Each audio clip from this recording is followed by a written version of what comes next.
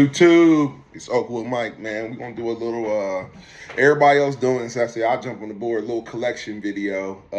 I ain't got the biggest collection, I ain't got the best collection, but I got a little something. And I picked up a couple little guns in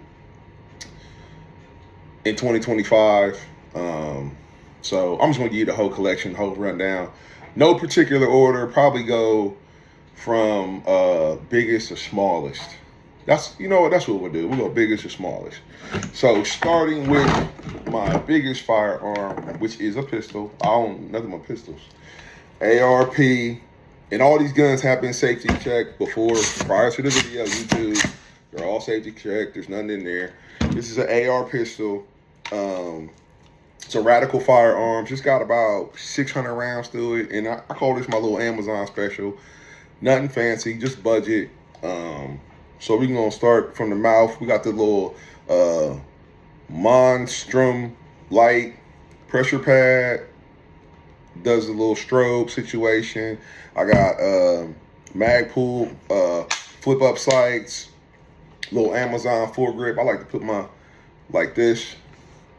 Put my finger right here and then have this on the pressure pad. Then we got the Sig Romeo 5 red dot. It ain't bad. It does what it needs to do.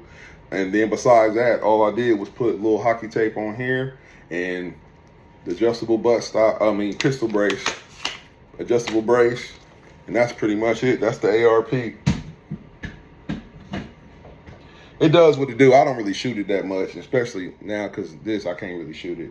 And then we're going to go into my EDC, my wintertime EDC, cleared, safe direction. Glock 45. I got some, I got the JTT barrel from AIM Surplus. Suppressor height sights from AIM Surplus.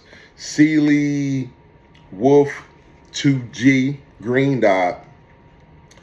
Extended mag release, a little mag well, can't remember where I got it from, but this is my EDC. It runs, this is what and I got a stainless guy rod in there. Stainless, not a tungsten, but it runs. This is what I carry most of the time, but because of this, I don't carry this as much, but I'll show you what I'm carrying. This I picked up in 2025 Glock 19X, which is clear, safety check. It's the same as the Glock 45. People say it's two different guns. You're an idiot if you believe that. The differences are negligible, and you have certain YouTubers who say, man, this is superior than this one. They're the same fucking gun. Try to keep this short, but this is completely stock. All I did was throw this little expensive O-light on there, and then these I think it's called textile. I can't remember the name of these, but they're like little grips. It's like cloth. It's not bad. I prefer like handle it or something, but it's not bad actually for what it is. So those are my only two full-size pistols. Then we'll go into, so let's just say compact pistols next. This is my Dagger. This is a gun I bought off somebody in a gun club, and it came just like this. But the only thing I did upgrade, I changed this, the extended mag release and extended controls, and this little stainless steel right here. That's what I changed, but it's ported. It shoots good. It's got a Timney trigger in it, and this trigger is like scary. Like it's very light, and I would never carry this gun. It's got a, who's this? Fox Army red dot. Low budget. It's like the first gun I had that had a red dot on it. So I didn't know if I was gonna like them or not. So I just kind of bought this, and I was like, oh, these red dots are kind of cool. So then now pretty much everything has a red dot if it can have a red dot. So that's my PSA Dagger. How I feel about this gun, honestly, I like it, but I don't. I don't like the grip. It just doesn't, I don't like the way it feels in my hand. But this thing is flat because of the V8 ports. It's flat. It is a very flat gun. It shoots very flat, and with that, just that trigger, man, it's light. It's a competition trigger. Yeah. Next compact, got this for my birthday. Yeah, Glock 23 Gen 4, 40 cal. I'm just not scared of a 40. It was just a good deal, and I bought it. And I'm gonna try to use this gun as a project gun, practice some stippling on there.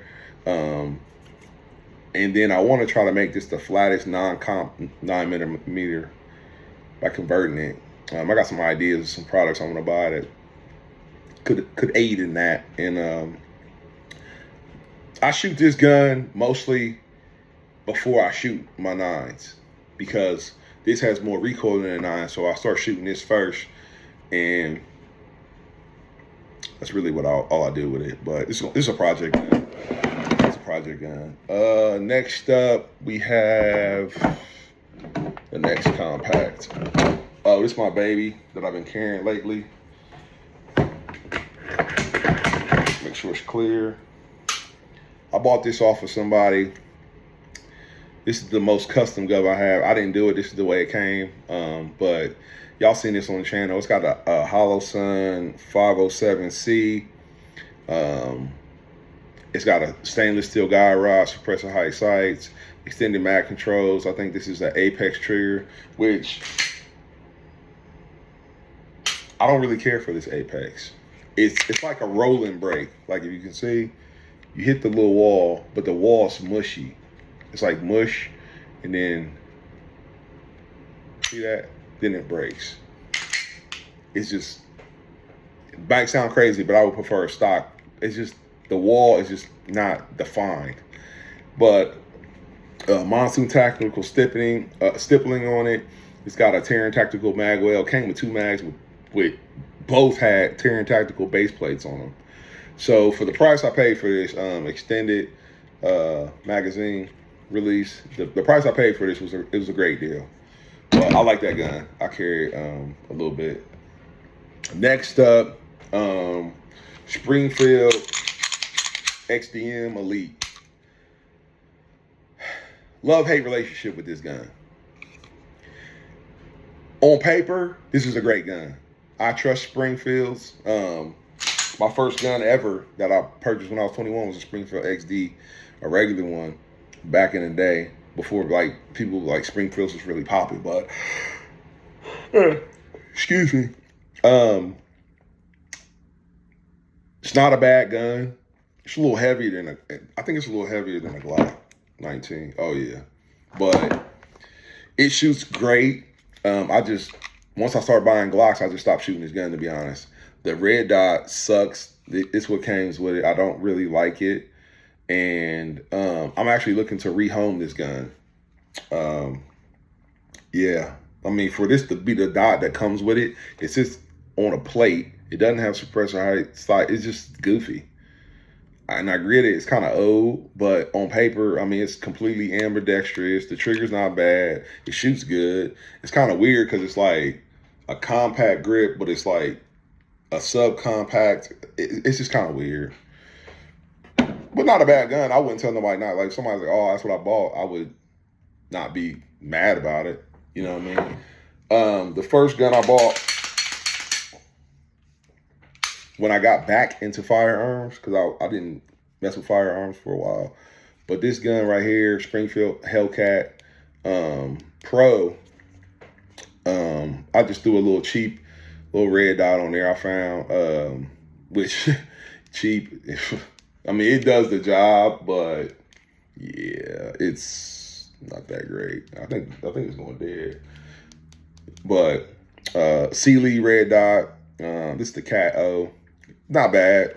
It does what it needs to do. Then I just put some Talon grips on it, which they aren't bad. They're pretty good. This gun, like I say, once I start shooting my Glocks, I just kind of stopped carrying this gun. It's not bad. I don't think I'm gonna get rid of it because it was like, but on paper, it's like, it's everything. It's slim, it's got capacity, shoots decent. I don't think the recoil is bad. A lot of people say this gun is snappy, but I don't think it's horrible. But trigger, it's a little heavy, but it's defined and it's a pretty decent break. But not bad gun. I wouldn't tell nobody not to carry it. What we got next? Glock 43X. This is the gun I carry when I don't actually want to carry a gun, but I want a gun, if that makes any sense. I was running the Shield Arms mag. Oh, I changed the sights out. I think these are Mariglows.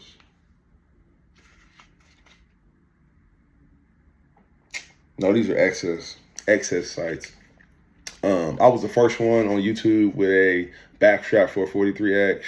I think it's Rapid Engineering. I think that's where I got that from. I changed out the slide release, changed out these to make it bigger, and I just bought that because it's just kind of matched in the trigger stock and then magwell.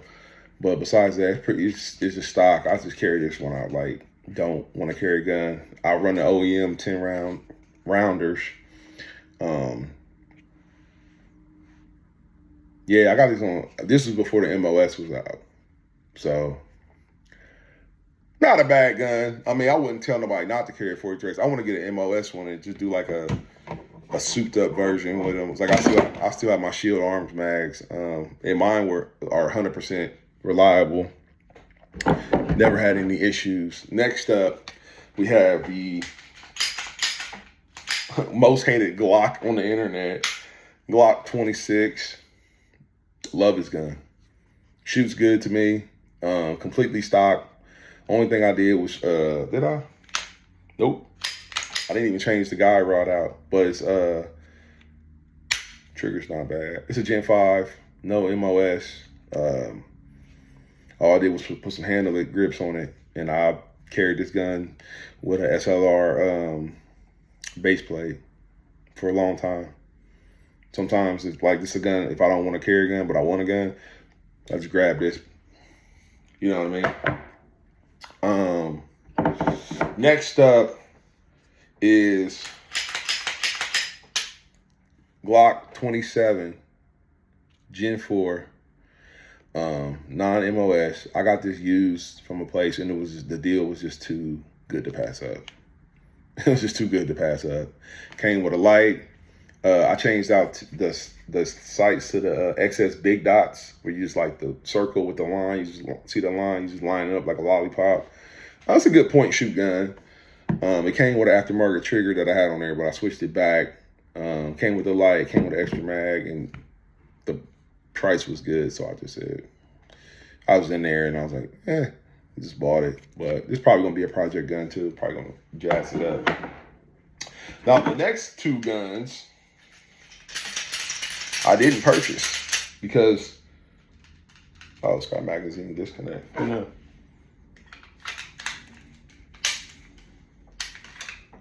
They were handed down to me. After my grandma passed away, this was her gun and my grandpa's gun. So got a little sentimental value. It was funny because when she gave me this gun, which I already knew she had it and she was gonna give it to me, she's never shot this gun, ever.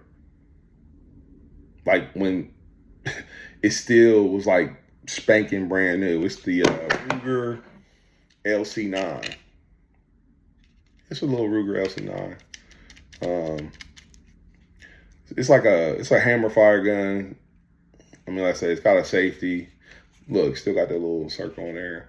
I mean, it was brand new, and it had some ammo in it.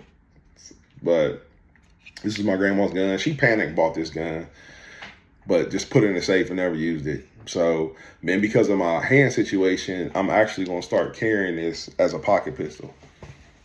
So I can, you know what I mean, with one hand. So I got to get a pocket holster for it. If you know any good pocket holsters, leave it down in the comments, because I want to start pocket carrying, but I'm not going to just be, no. So, be my pocket carry gun. And then this last gun, man, it just tickles me. This was my grandpa's gun. The only wheel gun I have, and you can't even break open the wheel to let you know, but there's nothing in this gun. Yeah, there's nothing in there. This is a 22 short, and I think it's called a Rossi. No, a ROM R610. It's a 22 short, little baby gun. It just tickles me. I never shot this either. It's just I can barely get my finger in the trigger guard. It's a double action, single action, little just Saturday night special. I thought it was gonna be worth something. I looked it up. This thing's a piece of shit. It's made out of like pop metal, but it was my grandpa's, so I'm probably gonna just hang on to it. You know what I mean? So that is my gun collection. And real quick, like moving forward, 2026, what I plan on doing, I want to get, because Glock is just being weird now, I think I want to get a Glock. I think it's a Glock 30, the little 45. Like it's like smaller than a 19, but bigger than a 26. Little single stack. I think I want to get one of those. I want to actually get a competition gun. And start shooting competition again once my hand gets better. Shotgun is on the list. I'm not gonna say what I'm getting, but shotgun is most definitely the next firearm purchase. I'm not big on like buying a whole bunch of guns. You see a lot of these YouTubers, man, they just buy guns and talk about guns and they can't shoot. A lot of them just really suck, and I don't know how they get sponsored.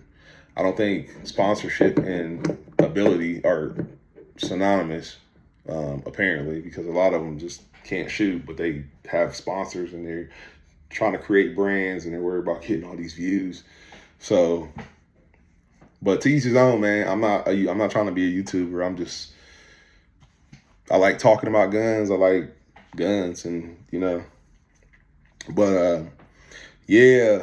So those are the two guns I really want to get. I want to get into the 1911 game, but at my skill level, I don't want to say I don't deserve, but it's like, what's the point? I don't even like hammer fire guns, to be perfectly honest. Leave that down in the comments. Do you care? I don't trust hammer fire guns for some reason. It's probably weird, but I just don't. Like, something about having a hammer, it kind of scares me a little bit, like pointing at my junk, you know what I mean? And then you have to then if you carry it locked and loaded, you gotta remember to take the safety off, or you run in double action. So it's like, I don't know, man.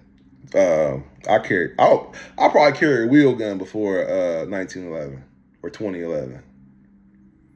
That's just me. Even though wheel guns have hammers too, I don't know. Something about carrying a 1911 just.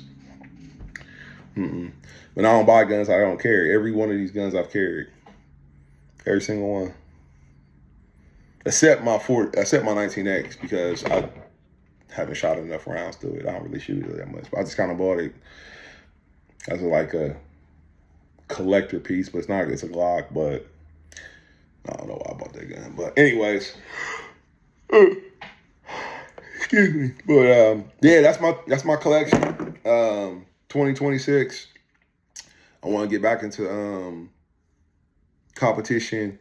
I want to learn how to edit my videos. Look, I notice people don't really mess with my long-term videos, but I like to conversate, have dialogue. So once my hand gets better, we get back on it. But yeah, that's where I'm going.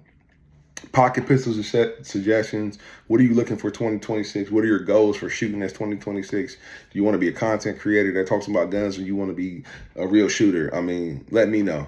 Leave it in the comments. That's all I got. So y'all be easy.